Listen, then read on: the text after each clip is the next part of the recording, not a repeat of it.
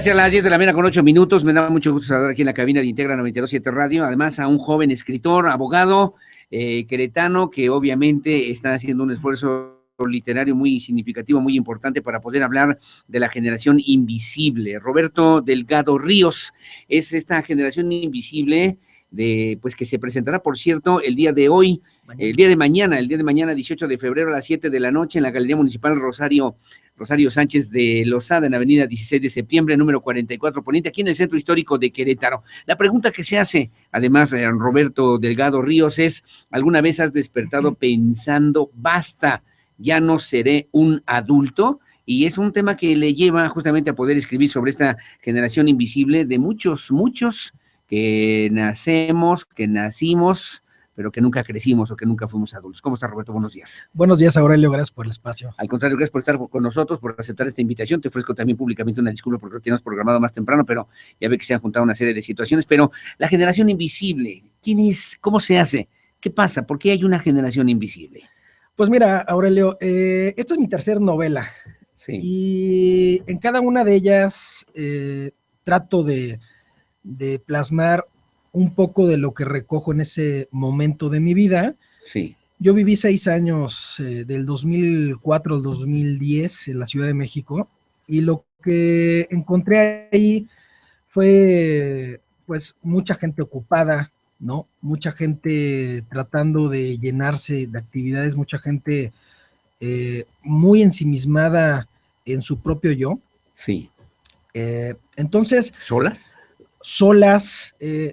Llenas de actividades, pero solas, y con una familia que los espera, con hijos que están ya dormidos cuando regresan de trabajar, hijos que están dormidos cuando se van a trabajar, no regresan a comer. Entonces, toda su actividad es tratando de proveer, pero a la vez alguien descuidando tal vez lo más importante. ¿Esta es una causa social? ¿Esta es una enfermedad, Roberto? Yo creo que la propia vida nos ha orillado a ser adultos de este tipo. O sea, el propio costo de la vida, tal vez las oportunidades tan escasas y la competencia por cada uno de los puestos que hay para sacar adelante este tema de pues, un buen sueldo, etcétera, nos ha provocado ser estos adultos. La sobrevivencia, la lucha, la competitividad, el mercado, en fin. Exactamente, nos ha provocado ser este tipo de adultos pues un poco egoístas, todo bajo la bandera de proveer.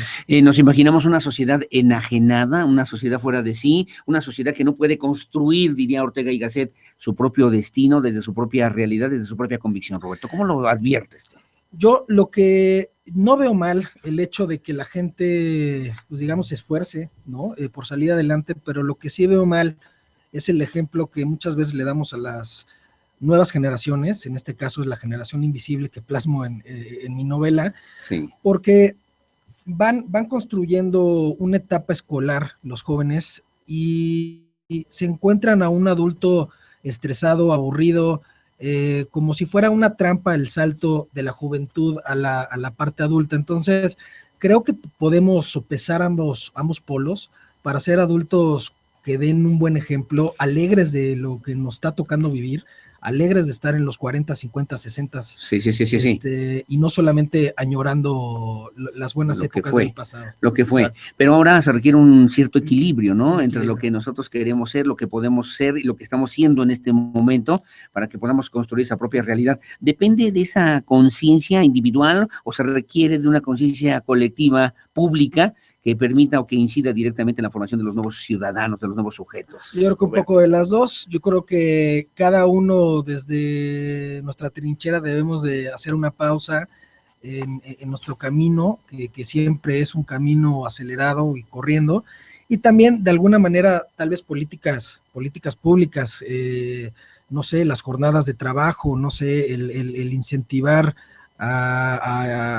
el tema de estar con la familia, etcétera.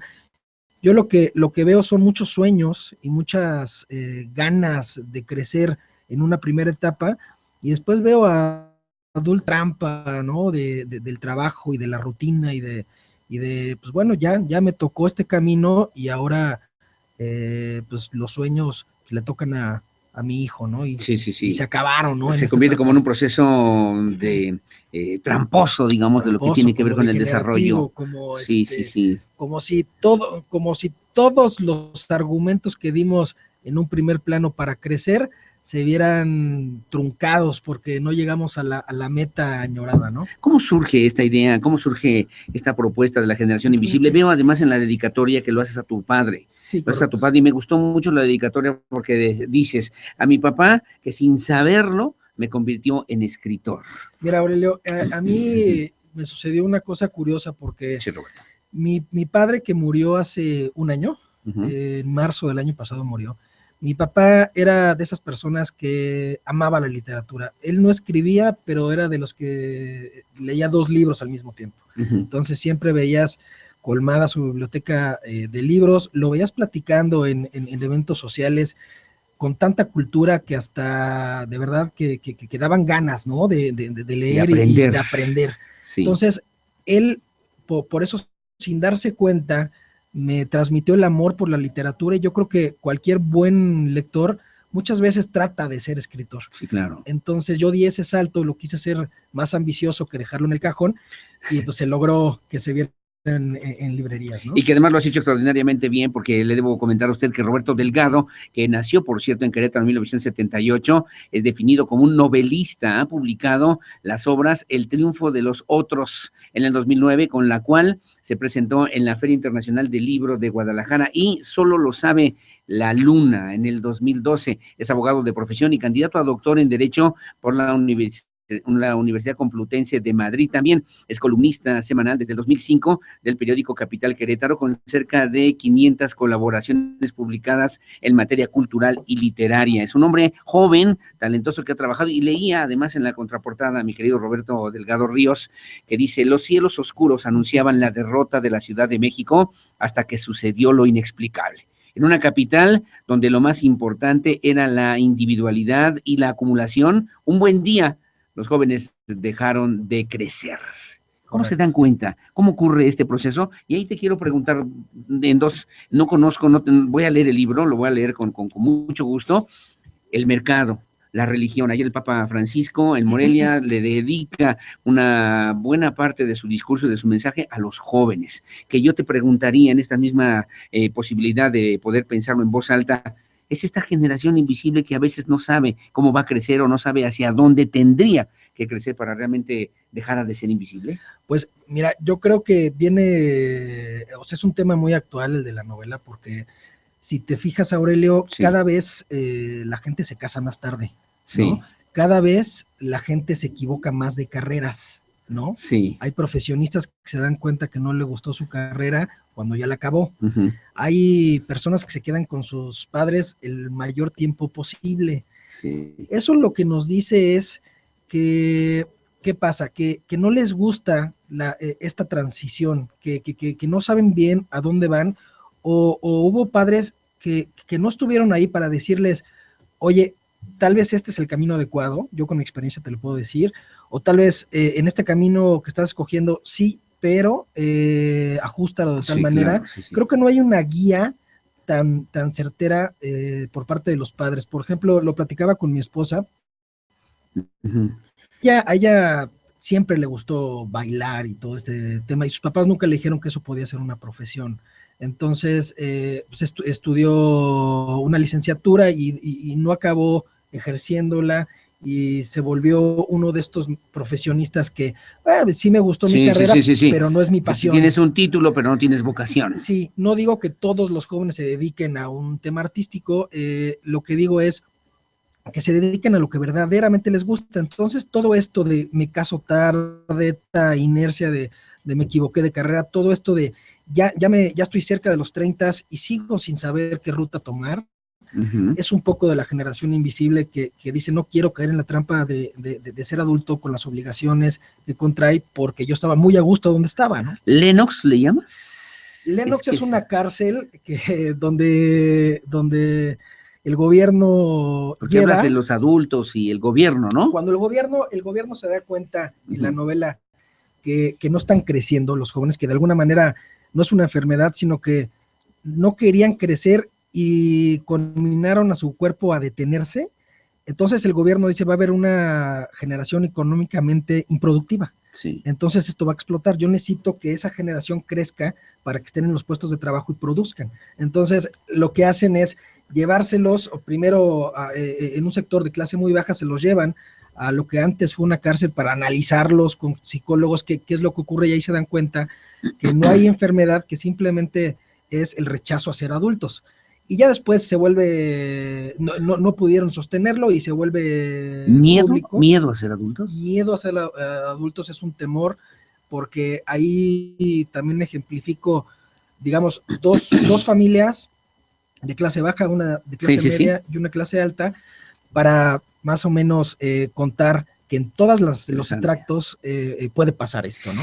Dices, los adultos y la industria infantil. Correcto, la industria infantil es una crítica a todo el tema, digamos, de negocio, porque a la industria infantil lo que le interesa es que esto se vuelva perpetuo. O sea, ellos tratan de incentivar que no crezcan. Para que haya jóvenes inmaduros que estén consumiendo esta basura que se está generando todos los días. Entonces, ahí saca lo peor del hombre, ¿no? Sí. En el sentido me hiciste recordar a Aldous Huxley en El Mundo Feliz, me hiciste recordar a Orwell en el 84, La Rebelión en la Granja, que de alguna manera implica justamente todos estos procesos que socialmente de repente parecen inadvertidos, y de una frase de Vladimir Lenin o Ilich Ulyanov Lenin en El Estado y Revolución, cuando señala que si los proletarios supieran la fuerza que tienen, no necesitarían hacer revoluciones, me hace pensar que el cambio, el poder de transformar esa sociedad está realmente en cada uno de los individuos. Sí, por supuesto. Yo aquí usé un poco de